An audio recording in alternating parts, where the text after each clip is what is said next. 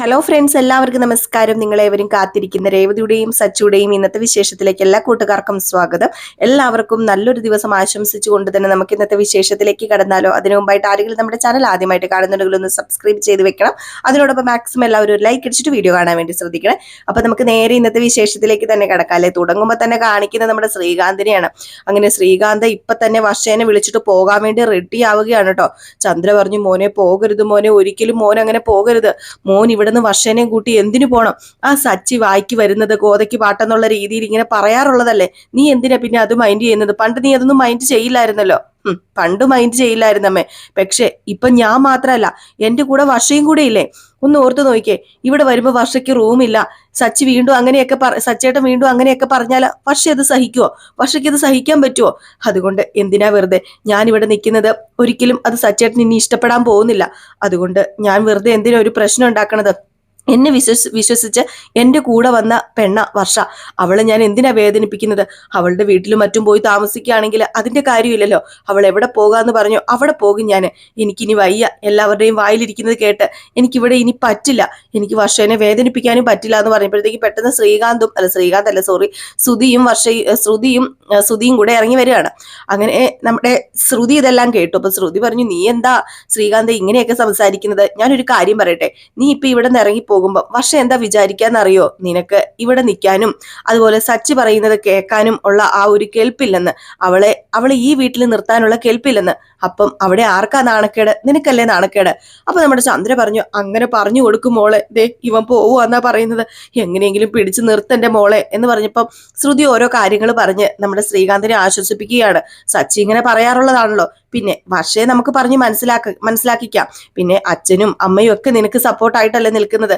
പിന്നെ അയാൾ പറയുന്ന വാക്ക് മാത്രം കേട്ടിട്ട് എന്തിനാ ശ്രീകാന്ത് നീ ഇവിടെ നിന്ന് പോകുന്നത്? ഈ വീട് നിനക്കും സുധിക്കും സച്ചിക്കും ഒരുപോലെ അവകാശപ്പെട്ട വീടാ. അപ്പൊ പിന്നെ അവിടെ നിൽക്കണ്ട എന്ന് പറയാനുള്ള ഒരു അധികാരവും അവകാശവും ഒന്നും നമ്മുടെ സച്ചിക്കില്ല. അപ്പൊ നീ എന്തിനിവിടുന്ന് പോയി വെറുതെ നിന്റെ മാനം കളയണം? അങ്ങനെ ഭാര്യയുടെ മുമ്പിൽ മാനം കളഞ്ഞ് നീ ജീവിക്കരുത്. ഭാര്യയുടെ മുമ്പിൽ തല ഉയർത്തി പിടിച്ച് ഈ വീട് തന്റെ വീടാണെന്നുള്ള രീതിയിലാണ് നീ ജീവിക്കേണ്ടത് എന്നൊക്കെ പറഞ്ഞു കേട്ടോ. ഇതൊക്കെ കേട്ട് കഴിഞ്ഞപ്പോഴത്തേക്ക് നമ്മുടെ ശ്രീകാന്ത് ഒന്ന് ഒതുങ്ങി. ശ്രീകാന്തിന് കുറച്ച് ആശ്വാസമായി. അപ്പൊ ചന്ദ്ര പറഞ്ഞു, മോനിപ്പോ ഒരു കാര്യം ചെയ്യാം, മോനിപ്പോ വേണേ പുറത്തു പോക്കോ, എവിടെയോ പോയി കുറച്ച് ഡ്രസ്സൊക്കെ എടുത്തോണ്ട് വരാനുണ്ടെന്ന് പറഞ്ഞായിരുന്നല്ലോ. അതുകൊണ്ട് വർഷേനെയും കൂട്ടിക്കൊണ്ട് പോയി ഡ്രസ്സൊക്കെ എടുത്തോണ്ട് വാ. എന്നിട്ട് വർഷേനെ വൈകിട്ടാകുമ്പോഴത്തേക്ക് ഇങ്ങോട്ടേക്ക് വരുമ്പം ഇവിടെ റൂം ഏതായാലും റെഡി ആയിട്ടിരിക്കും. ഇവിടെ നിങ്ങൾക്ക് റൂം കിട്ടിയാൽ പോരെ, അത് റെഡി ആയിട്ടിരിക്കും എന്ന് പറഞ്ഞു. ഏതായാലും ഇത് കേട്ട ഉടനെ എങ്കിൽ പിന്നെ ഞാൻ പോയിട്ട് വരാമേന്നും പറഞ്ഞുകൊണ്ട് നമ്മുടെ ശ്രീകാന്ത് അങ്ങ് ഇറങ്ങാണ്. അപ്പോഴത്തേക്കും ശ്രുതിയാണെങ്കിൽ, ഹിഡി ശ്രുതി, ഇത് നമുക്കിട്ട് വരുന്ന പണിയാണെന്ന് എനിക്ക് തോന്നുന്നത്. ഇനി നമ്മുടെ റൂമും വല്ലോ അമ്മ അവർക്ക് വേണ്ടി മാറ്റി വയ്ക്കുമോ? എൻ്റെ പൊന്നു ശ്രുതി ഒന്നും മിണ്ടാതിരിക്കുന്നുണ്ടോ? അങ്ങനെയൊന്നും ഉണ്ടാവില്ല, എൻ്റെ പൊന്നു ശ്രുതി ഒന്നും മിണ്ടാതിരിക്കാൻ പറഞ്ഞു. അല്ല, നമുക്കും പോകുമ്പോൾ ഈ വാതിലങ്ങ് പൂട്ടിയിട്ട് പോയാലോ? ദേ സുധി, ഞാൻ നിന്നോട് മിണ്ടാതിരിക്കാനല്ലേ പറഞ്ഞത്. എന്തൊരു സാധനമാണ് ഇത്. അപ്പോഴത്തേക്കും നമ്മുടെ സുധിയാണെങ്കിൽ, എനിക്ക് വിശക്കുക, അതെ എന്നാന്നറിയില്ല, രാവിലെ കഴിച്ചങ്ങോട്ട് വയറിന് പിടിച്ചില്ലെന്ന് തോന്നുന്നു. ഫ്രിഡ്ജിനകത്ത് എന്തെങ്കിലും ഇരിപ്പുണ്ടോ എന്ന് നോക്കട്ടെ, ഞാൻ പോയി ഫ്രിഡ്ജിനകത്ത് നിന്ന് എടുത്ത് കഴിക്കാം എന്ന് പറഞ്ഞ് ഫ്രിഡ്ജിനകത്ത് നിന്ന് പോയി ഒരു ആപ്പിൾ എടുത്തിട്ട്, അല്ല ശ്രുതി, നിനക്ക് വേണോ? നിനക്ക് വേണമെങ്കിൽ എന്നാ, എനിക്ക് വേണ്ട ശ്രുതി.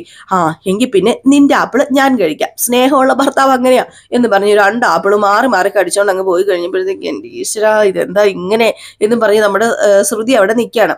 അത് കഴിഞ്ഞപ്പോഴത്തേക്ക് നമ്മുടെ രേവതിയുടെ അടുത്തേക്ക് ചെന്നില്ലേ ചന്ദ്ര, രേവതിയുടെ അടുത്തേക്ക് ചെന്നിട്ട് പറഞ്ഞു, ദേ ഞാൻ പറഞ്ഞത് കേട്ടല്ലോ, ശ്രീകാന്ത് പറഞ്ഞത് കേട്ടല്ലോ, അവനെ ഭയങ്കര വിഷമമായി പോയടി, നീ ഒറ്റ ഒരുത്തി കാരണമാ ഇതൊക്കെ ഇവിടെ സംഭവിച്ചത്.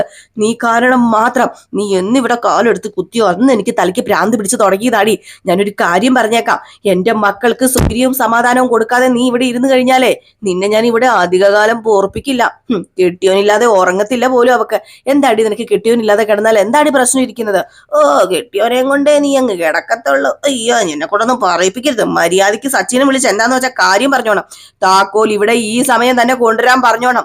വർഷയും ശ്രീകാന്തും എത്തുന്നതിന് മുമ്പ് താക്കോൽ എന്റെ കയ്യിൽ കിട്ടിയിരിക്കണം എന്നൊക്കെ പറയാണ്. ഏതായാലും ഇതൊക്കെ കേട്ട് കഴിഞ്ഞ് നമ്മുടെ രേവതി കരഞ്ഞുകൊണ്ട് നേരെ ടെറസിന്റെ മണ്ടേ പോയി തുണിയൊക്കെ വിരിച്ചോണ്ടിരിക്കുന്നതിന്റെ ഇടയ്ക്ക്, ഇയാൾ വരുത്തി വെക്കുന്നതിനെല്ലാം ഞാനാണല്ലോ ഈശ്വര കേൾക്കുന്നത്, ഇയാൾക്ക് ഇങ്ങനെയൊക്കെ ചെയ്തിട്ട് അങ്ങ് പോയാൽ മതിയല്ലോ എന്ന് പറഞ്ഞുകൊണ്ട് നമ്മുടെ സച്ചിനെ വിളിക്കുകയാണ്. എവിടെ നിന്ന്? സച്ചി ഫോൺ എടുക്കുക. സച്ചി ഫോൺ നോക്കിയപ്പോഴത്തേക്കും ഫോൺ റിങ് ചെയ്യുന്നു.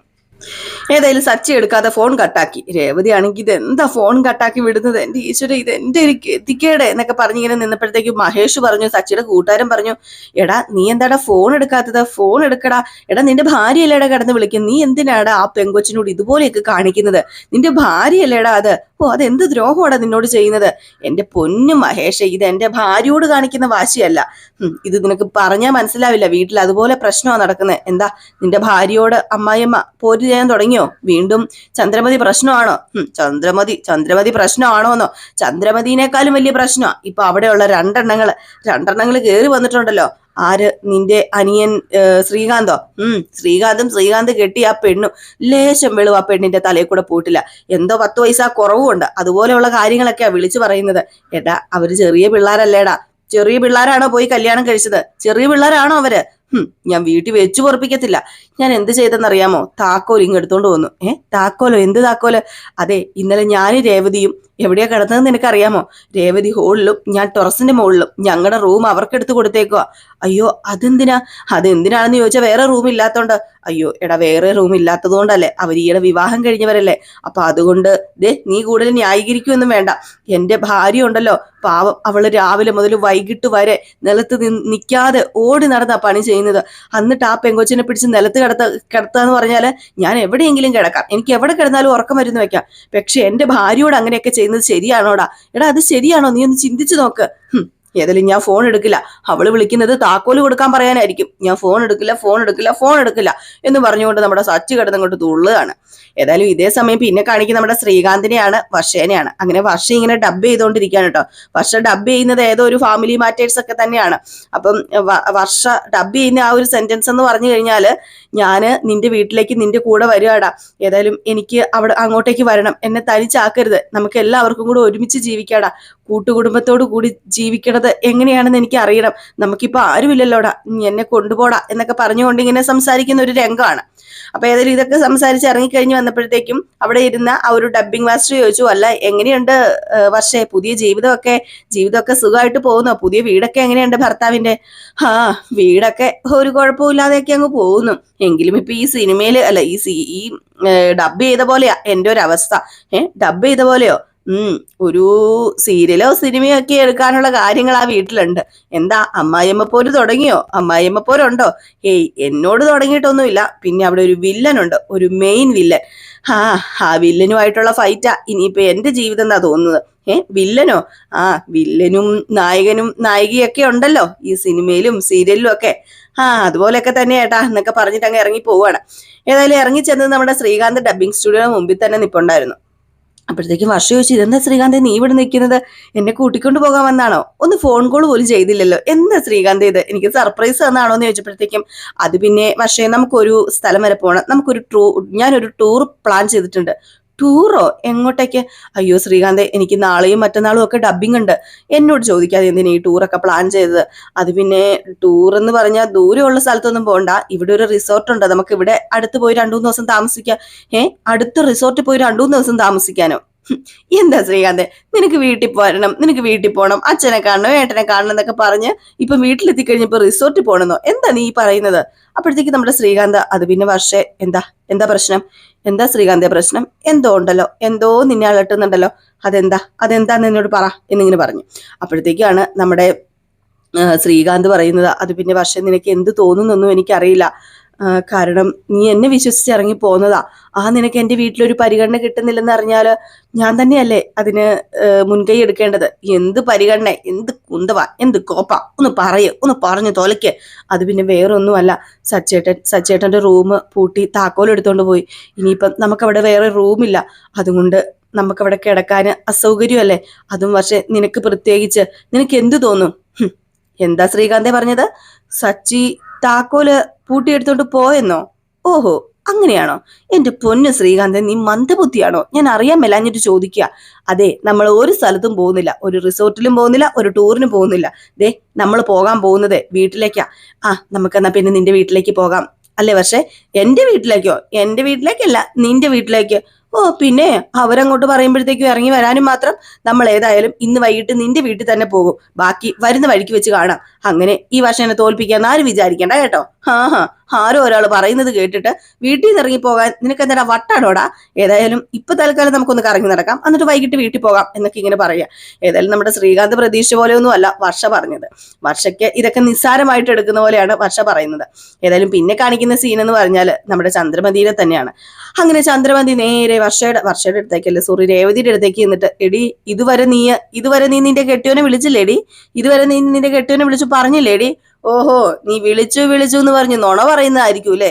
അല്ലെങ്കിലും നുണ പറയാനാണല്ലോടീ നിന്റെ നാവ് പൊങ്ങത്തുള്ളൂ. ഹോ, ഇങ്ങനെ ഒരു വൃത്തികെട്ടവള്. എടി എന്താ നീ ഇനിയിപ്പം നിന്റെ വീട്ടിൽ പോയപ്പം അവന് വല്ല കൈവശവും കൊടുത്തായിരുന്നോ? അല്ല നിന്നോട് ഇങ്ങനെ ഒട്ടി ഇരിക്കാൻ വല്ല കൈവശവും? അല്ല അറിയാൻ മേലാഞ്ഞിട്ട് ചോദിക്കാം, നാണമുണ്ടോടി നിനക്ക്? ഒരു ദിവസം ഭർത്താവിന്റെ അടുത്തുനിന്ന് മാറിക്കിടന്നു കഴിഞ്ഞപ്പോ അവക്കങ്ങോട്ട്, ഞാൻ പറയുന്നില്ല, എന്നെ കൊണ്ടൊന്നും പറയിപ്പിക്കരുത്, മര്യാദയ്ക്ക് ഇവിടുന്ന് മാറി റൂം തന്നോണം.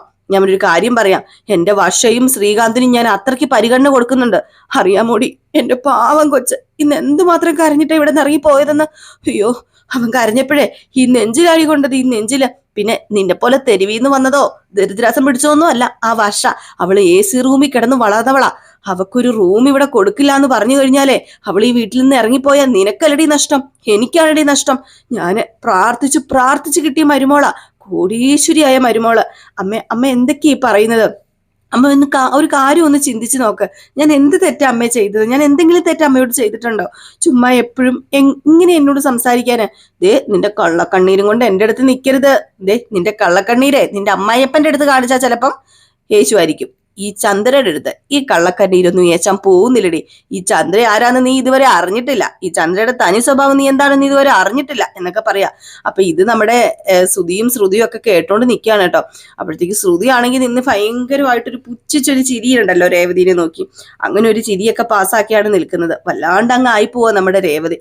അപ്പോഴത്തേക്കും ശ്രുതി പറഞ്ഞു, ഓ അല്ലെങ്കിലും ഇവക്കങ്ങ് മാറിക്കിടന്നെന്ന് ഓർത്തോണ്ട് എന്താ പ്രശ്നം ഇരിക്കുന്നത്? അമ്മ പറയുന്നത് സത്യമല്ലേ? അമ്മ പറയുന്നത് 100% സത്യ. അപ്പോഴത്തേക്ക് നമ്മുടെ ശ്രുതി ഇങ്ങനെ ശ്രുതിനെ നോക്കിയിട്ട്, മിണ്ടാതിരിക്കുക ശ്രുതി, ചുമ്മാ ആവശ്യമില്ലാത്ത സ്ഥലത്ത് കയറി ഇങ്ങനെ സംസാരിക്കുന്നത് എന്തിനാന്ന് ചോദിച്ചപ്പോഴത്തേക്കും, പിന്നെ നമുക്ക് പറയാനുള്ളത് നമുക്ക് പറയണ്ടേ? അപ്പോഴത്തേക്കാണ് പെട്ടെന്ന് നമ്മുടെ ചന്ദ്ര പറഞ്ഞത്, ഈ പെട്ടിയെടുത്ത് അങ്ങോട്ടേക്ക് മാറ്റിക്കൊണ്ട് വെച്ചേ എന്നിങ്ങനെ പറയുകയാണ് നമ്മുടെ ശ്രുതിയോട്.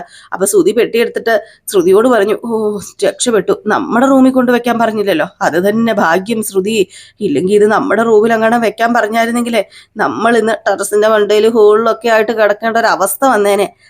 എന്തെങ്കിലും ആട്ടെ, ഞാനേ ഈ പെട്ടി കൊണ്ടങ്ങ് വെക്കട്ടെ എന്ന് പറഞ്ഞ് പെട്ടി കൊണ്ടുവെക്കാൻ പോയി. അപ്പൊ രേവതി വീണ്ടും ഇങ്ങനെ ഇങ്ങനെ കരഞ്ഞു തന്നെ നിൽക്കുകയാണ്. വല്ലാത്തൊരു വിഷമത്തോടു കൂടി തന്നെയാണ് നമ്മുടെ രേവതി നിൽക്കുന്നത്. രേവതി പറയുന്നുണ്ട്, അമ്മേ ഇനിയെങ്കിലും എന്നെ ഇങ്ങനെ പറയരുത്.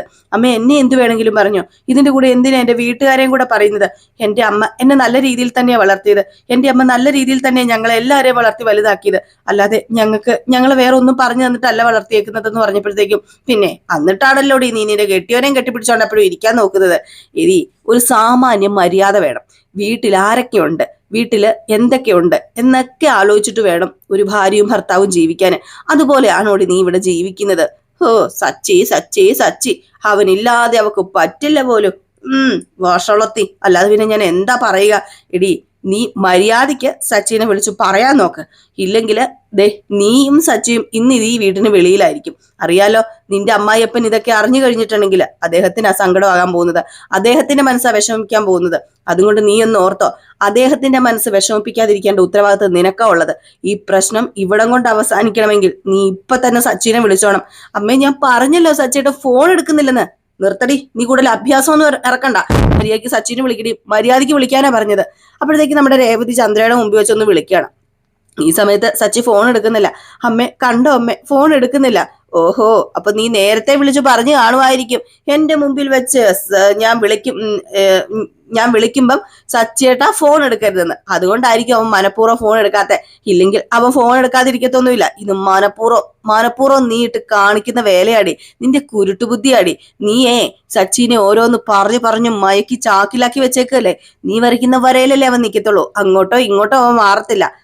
അവള് നിൽക്കുന്ന കണ്ടില്ലേ, നാണം കെട്ട ശവം എന്നൊക്കെ പറഞ്ഞിട്ട് അങ്ങ് പോവാണ്. നമ്മുടെ രേവതി വീണ്ടും ഇങ്ങനെ കരഞ്ഞോണ്ട് നിൽക്കുന്നു. ഫോൺ എടുത്ത് സച്ചിനെ വിളിക്കാൻ തുടങ്ങുന്നു. ഏതായാലും സച്ചിനെ വിളിക്കും, സച്ചി എടുക്കും. ഏതായാലും എന്തായാലും സച്ചി എടുപ്പൊരു 1.5 എടുപ്പാണ് കേട്ടോ. ഇപ്പൊ നമ്മുടെ സച്ചി ഇങ്ങോട്ട് എത്തും. അതൊക്കെ നമുക്ക് നാളത്തെ എപ്പിസോഡിൽ കാണാം കേട്ടോ. അപ്പൊ ഈ ഒരു ഭാഗമൊക്കെ കാണിച്ചിട്ടാണ് നമ്മുടെ ഇന്നത്തെ വിശേഷം അവസാനിക്കുന്നത്. അപ്പൊ എല്ലാവരും കാത്തിരിക്കുക, കിടിലൻ വിശേഷം തന്നെയാണ് വരാൻ പോകുന്നത്. അപ്പൊ നാളെ നമുക്ക് അടുത്തൊരു അടിപൊളി വിശേഷവുമായിട്ട് കാണാം. അതുവരെ എല്ലാവർക്കും ടാറ്റാ, ബൈ ബൈ.